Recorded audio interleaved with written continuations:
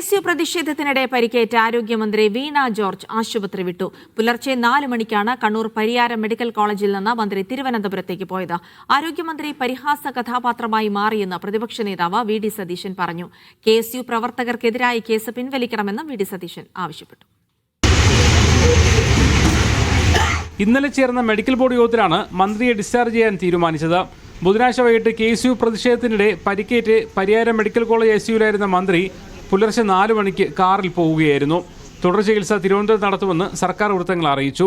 ഇല്ലാത്ത അക്രമം ഉണ്ടായെന്ന് പറഞ്ഞ മന്ത്രിയുടെ പേര് കേൾക്കുമ്പോൾ തന്നെ ആളുകൾ ചിരിക്കുകയാണെന്ന് പ്രതിപക്ഷ നേതാവ് VD സതീശൻ പരിഹസിച്ചു. അവരുടെ പേര് കേൾക്കുമ്പോൾ തന്നെ ആളുകൾ ചിരിക്കാൻ തുടങ്ങി.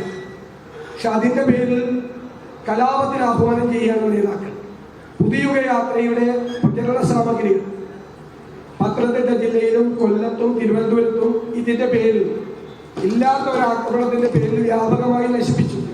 ഒരുപാട് പേർക്ക് പരിക്കേറ്റ് വീടിന് ബോംബെറിയാൻ.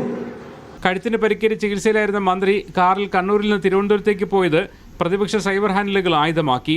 കഴുത്തിന് ഗുരുതര പരിക്കേറ്റ രോഗിയെ ആംബുലൻസിൽ വിടാത്തത് ഗുരുതര വീഴ്ചയാണെന്ന് VT ബൽറാം ഫേസ്ബുക്കിൽ കുറിച്ചു. ആരോഗ്യമന്ത്രി ഇതിനെ മുൻകൈയെടുത്ത് വീഴ്ച അന്വേഷിക്കണമെന്നും ബൽറാം ആവശ്യപ്പെട്ടു.